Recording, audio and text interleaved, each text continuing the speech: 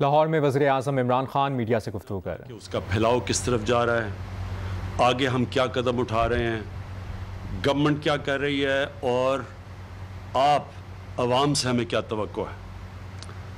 تو پہلے تو میں یہ واضح کر دوں کہ ایک امپریشن تھا کہ شاید ہم پھر سے لاہور کو لاک ڈاؤن کر دیں، اس لیے کہ بڑی تیزی سے وائرس پھیل رہی ہے۔ تو میں یہ سب کے سامنے پہلے یہ واضح کرنا چاہتا ہوں، دیکھیں لاک ڈاؤن کا مطلب کہ ساری اکانومی بند کر دینا روکنے کے لیے اس کا پھیلاؤ وائرس کا۔ میں آپ کو میرے شروع سے تاثرات اس کے اوپر پتہ ہیں کہ میں یہ ہمیشہ سمجھتا تھا کہ اگر ہمارا ملک ایک چھوٹا سا سنگاپور جیسا ملک ہوتا جس کی کوئی 50 لاکھ کی آبادی ہوتی، یا تائیوان کی طرح ہوتا، یا نیوزی لینڈ جو 30 لاکھ آبادی ہے، تو بڑا آسان کام ہے کہ اس ملک کو لاک ڈاؤن کرو۔ امیر ملک ہیں یہ، ان کی 50 ہزار ڈالر پر کیپٹا انکم ہے، آپ ان کو بند کر دیں، کوئی زیادہ مسئلہ نہیں ہے کہ چھوٹی سی آبادی کو بند کر کے، اور پھر گھر بھی بڑے بڑے ہیں، سوشل ڈسٹنسنگ کا بھی کوئی مسئلہ نہیں ہے، امیر ملک ہیں، تو ان کے لیے تو بڑا آسان ہے کہ آپ لاک ڈاؤن کریں، کیونکہ اس سے پھیلاؤ رک جاتا ہے، اور پھر جب پھیلاؤ رک جاتا ہے تو آپ آہستہ آہستہ اس کو وائرس کو ختم کریں۔ لیکن میں پہلے دن سے یہ بھی آپ کو کہہ رہا تھا کہ ہماری طرح کے ملک 22 کروڑ عوام ہیں، جس میں سے 25% غربت کی لکیر سے نیچے ہیں۔ ہندوستان میں جو حالات ہیں، جو بنگلہ دیش میں، ہمارے مختلف حالات ہیں۔ جب ہم لاک ڈاؤن کرتے ہیں تو جب اکنامک ایکٹیویٹی رک جاتی ہے تو ہمارے جیسے ملکوں میں جو بار بار ریپیٹ کرتا ہوں کہ جو نچلا طبقہ ہے، جو دہاڑی دار ہے، جو بیچارے غریب لوگ ہیں، سارا بوجھ ان کے اوپر گر جاتا ہے، بے روزگار ہو جاتے ہیں، جو کہ ہر روز یا ہر ہفتے اگر وہ آمدنی نہ آئے تو اپنے بیوی بچوں کا پیٹ نہیں پال سکتے۔ تو ایسے ممالک کے اندر صرف ایک ہی چیز ہے جو ہے سمارٹ لاک ڈاؤن، اور سمارٹ لاک ڈاؤن بھی میں ابھی آپ کو سمجھا دوں گا، لیکن مطلب یہ کہ سوچ سمجھ کے لاک ڈاؤن کریں تاکہ کسی طرح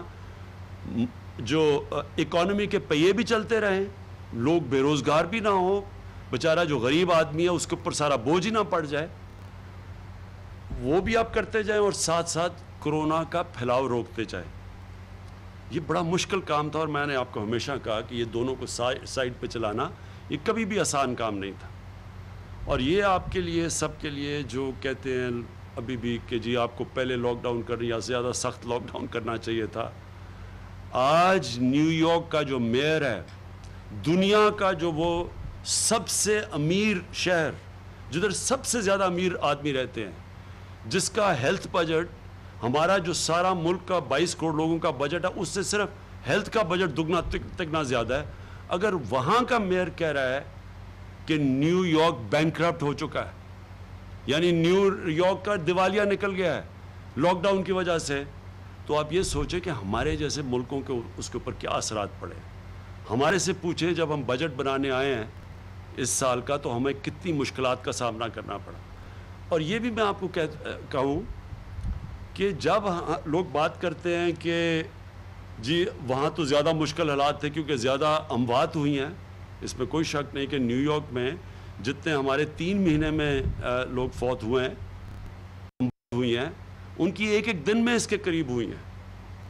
تو اس لیے لوگ یہ سمجھتے ہیں کہ جی وہاں تو حالات زیادہ برے تھے، اس میں کوئی شک نہیں کہ ان کے ہسپتالوں پہ زیادہ پریشر تھا۔ لیکن لاک ڈاؤن کا مطلب تو یہ ہے، اصل تو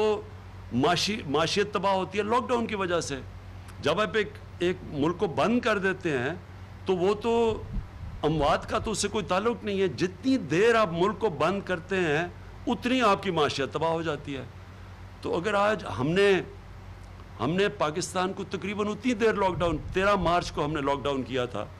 تو ہمارا لاک ڈاؤن اتنی دیر ہے جتنا نیو یارک کا ہے۔ تو اگر نیو یارک کا دیوالیہ نکل گیا تو سوچیں کہ پاکستان جیسا ملک ہمارے اوپر کتنا یہ مشکل حالات آئے ہیں۔ تو بجٹ بنانے میں کیوں مشکل آئی؟ کیونکہ ہماری ساری آمدنی نیچے چلی گئی، جو ہماری آمدنی اوپر جا رہی تھی وہ جو ابھی ہمیں مشکلات آ رہی ہیں کہ ہمارے پاس اب کم پیسہ خرچ کرنے کے لیے ملک کے لیے 22 کروڑ لوگوں کے لیے۔ تو اب میں جو آپ سے جو آج یا آیا ہوں لاہور میں، اور جو میں نے سارا جائزہ لیا ہے، میں جو اب آپ کو بات کہنا چاہتا ہوں اور اپنی عوام کو، میں جب بھی آپ کے سامنے آیا ہوں میں نے آپ کو یہ کہا ہے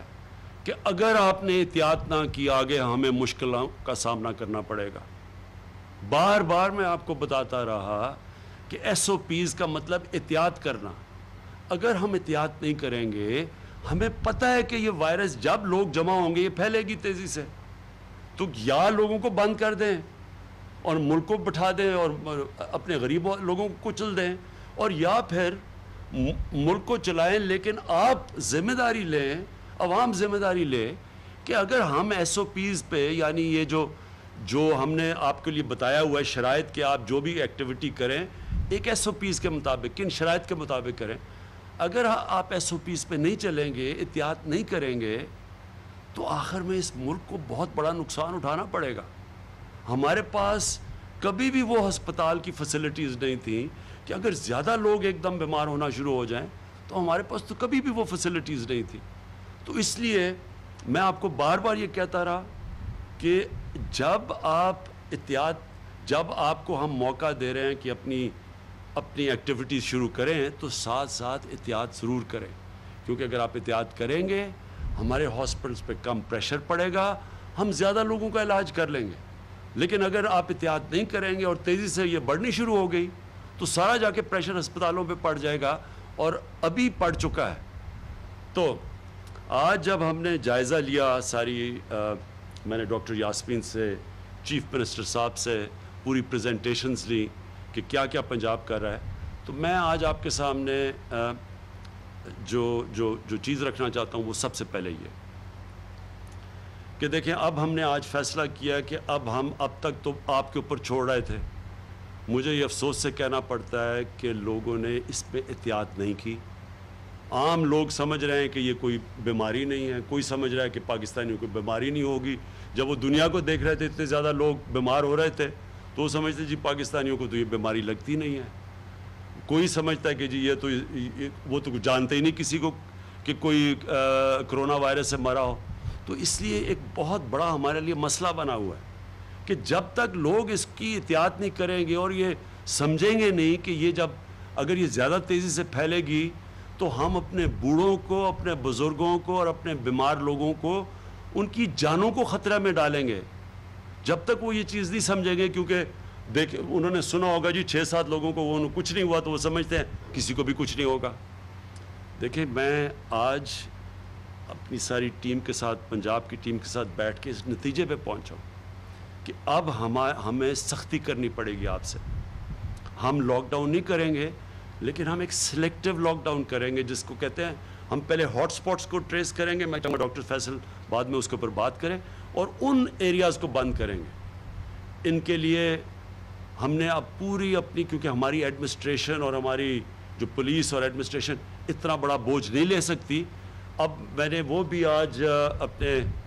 عمر ڈار کو کہا ہوا ہے کہ بتائیں ٹائیگر فورس کا، کیونکہ ہمیں شاید اور زیادہ والنٹیئرز لینے پڑیں اور زیادہ اپنی فورس بنانی پڑے، کیونکہ یہ ان کو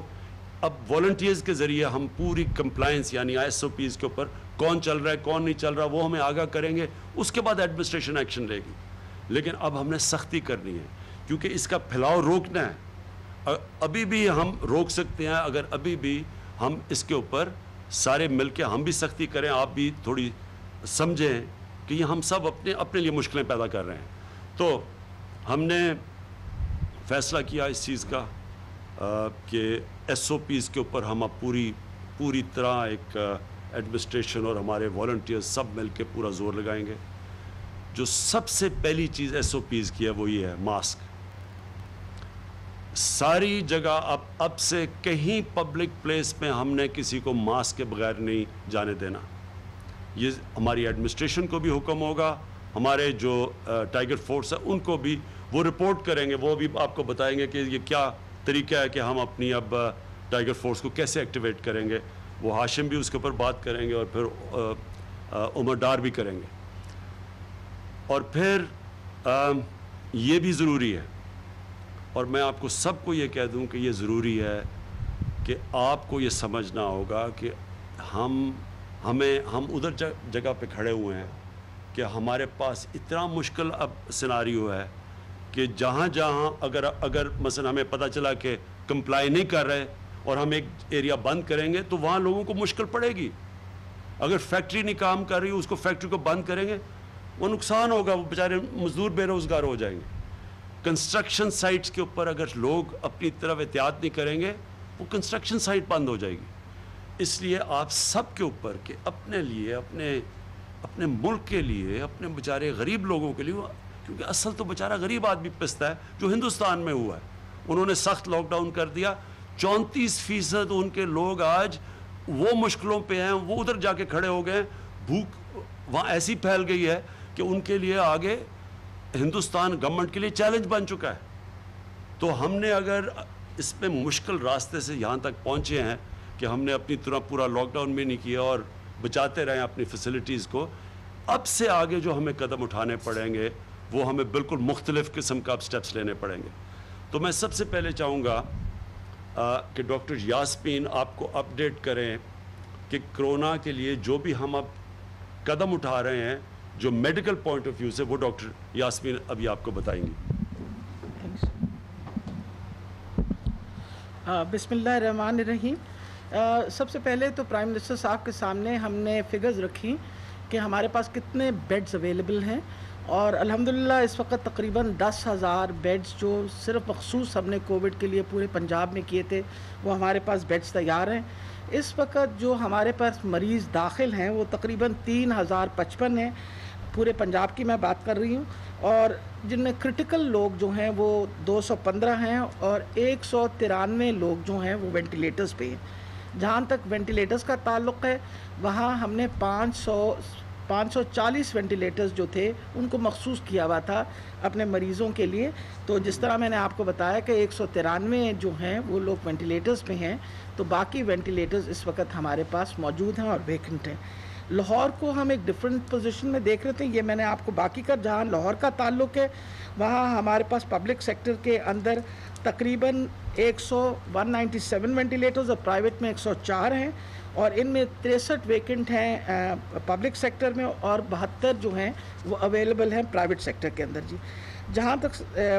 ہائی ڈپینڈنسی بیڈز کا تعلق ہے وہ ہمارے پاس تقریباً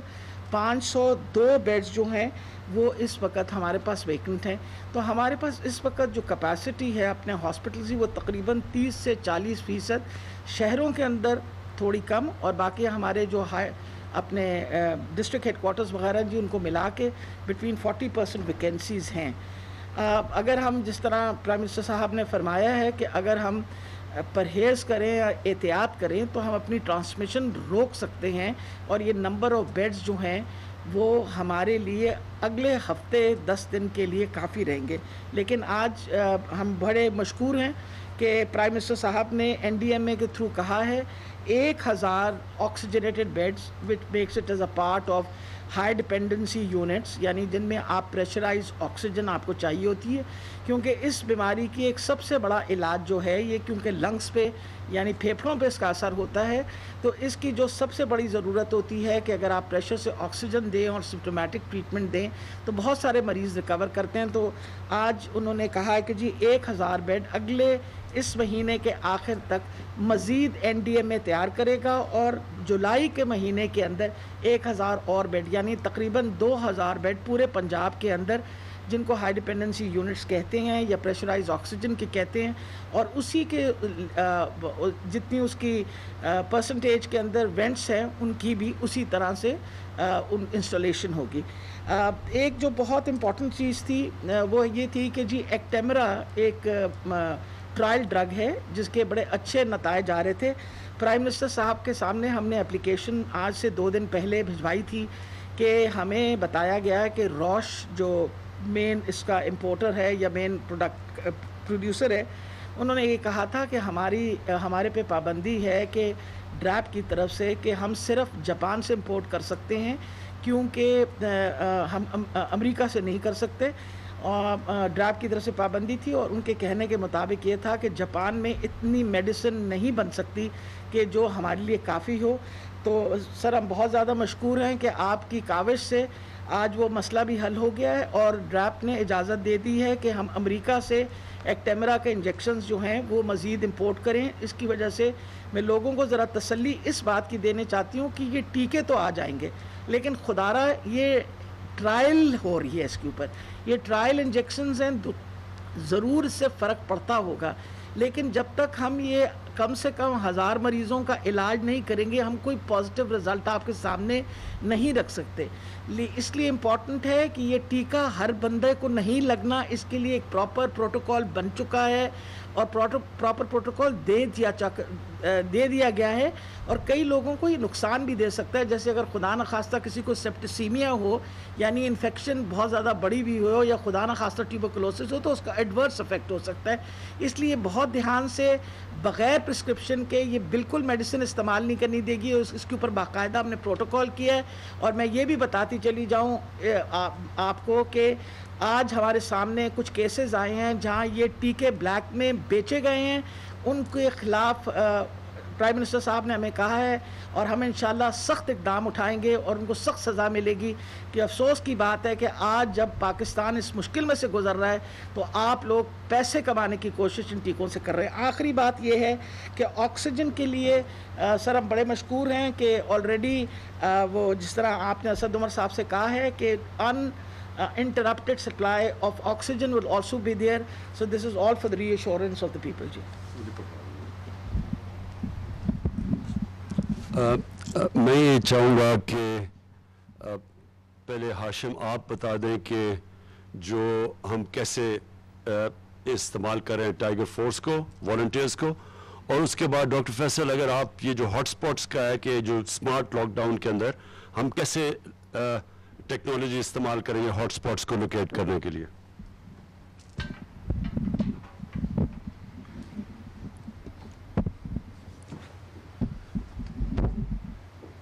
سر جن بھی قوموں نے اس پہ کچھ حد تک قابو پایا ہے ابھی تک انہوں نے والنٹیئر فورس کا استعمال کیا ہے. اس میں بلگیریا, سعودی عربیہ, تھائی لینڈ یہ سارے ملک شامل ہیں اور آج پاکستان پہ خاص طور پہ اس وقت پہ یہ اہمیت کا حامل ہے کہ ہم ٹائیگر فورس کے تھرو جس میں بڑی اچھی رجسٹریشن ہوئی ہے ہم ان کو ایک نیا کام سونپنے جا رہے ہیں. اس میں سے سلیکٹ فیو کو ہم آئیڈینٹیفائی کریں گے اور ان کے لیے ایک اور آبجیکٹیو ہے, وہ یہ ہے کہ وہ ہمارے ایس او پیز کی آبزرویشن کو دیکھیں گے. ہمارے ٹائیگر فورس آبزرورز کے طور پہ ہم نے ایک ایپ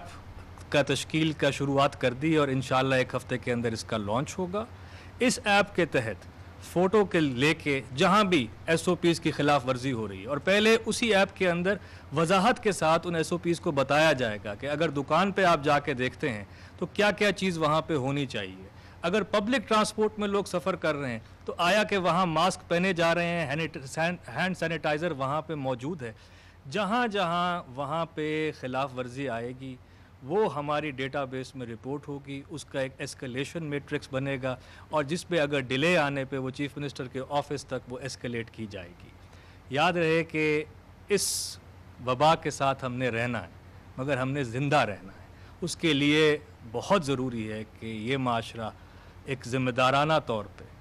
اس ایس او پیز کو اڈاپٹ کرے اور اس میں یہ والنٹیئر فورس سے میں ابھی سے گزارش کرتا ہوں کہ آپ کا ایک بہت قلیبی کردار ہوگا. Thank you.